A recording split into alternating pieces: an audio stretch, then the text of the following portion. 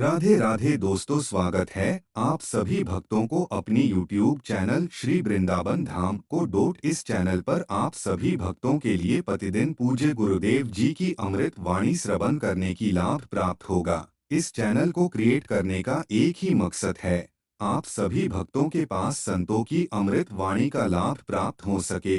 अगर आपने इस चैनल को सब्सक्राइब नहीं किया तो जरूर सब्सक्राइब करें और बेल आइकॉन को दबाना ना भूले।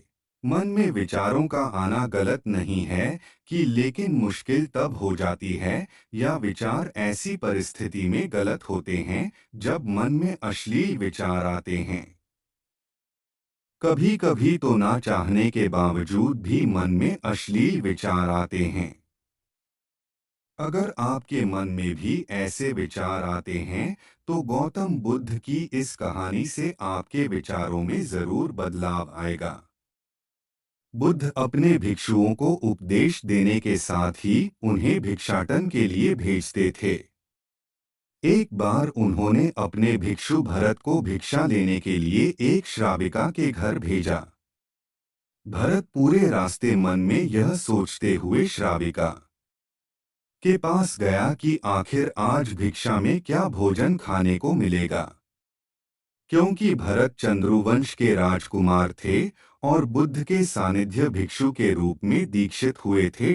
हमेशा भरत को महल में खाने के लिए स्वादिष्ट पकवान मिलते थे, लेकिन आज भिक्षा के रूप में उसे जो भी मिलेगा संतुष्ट होना पड़ेगा।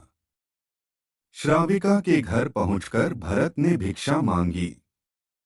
श्राविका ने भरत को बैठने के लिए कहा और भोजन लाने के लिए घर के भीतर चली गई। इधर भरत फिर से अपने प्रिय भोजन के बारे में सोचने लगे और जैसे ही श्राविका भोजन लेकर आई तो भरत अचंभित रह गए।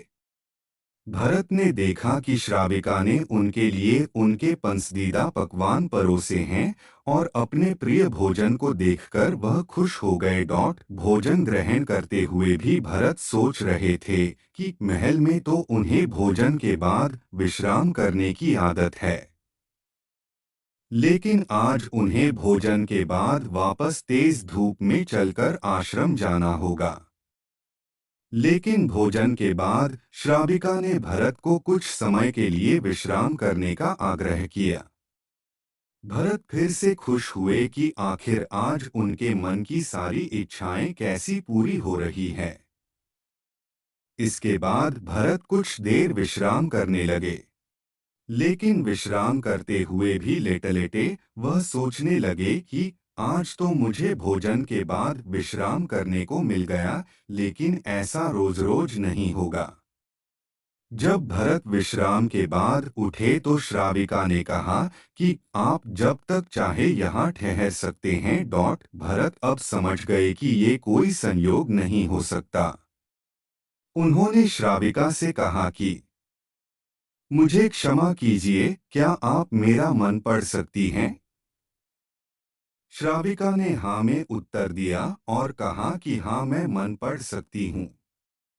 शुरू में यह कठिन था, लेकिन फिर मैंने स्वयं के मन विचारों को देखना शुरू किया।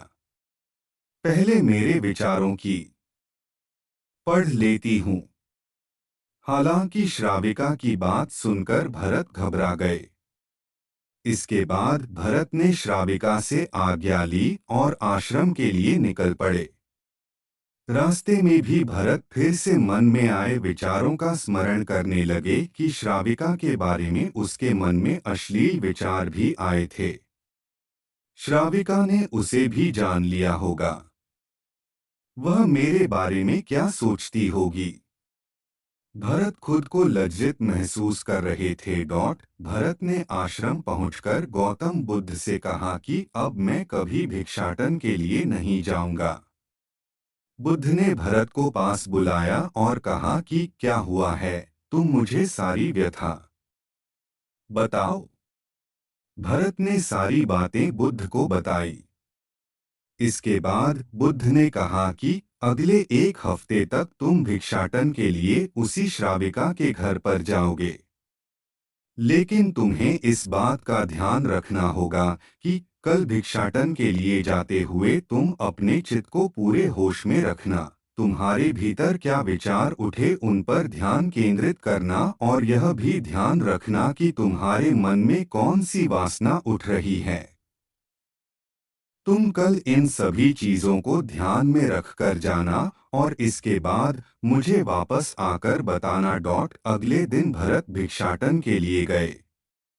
बुद्ध के बताए अनुसार वह पूरे रास्ते अपने होश को जागृत रखते हुए चल रहे थे। जब श्राविका का घर आया तो भरत ने भिक्षा मांगी। उसके भीतर कोई वासना नहीं थी और ना ही कोई विचार उत्पन्न हो रहे थे, क्योंकि उसने अपने मन को पूरी तरह जागृत रखा था। भरत ने भिक्षा ली और आश्रम चला गया।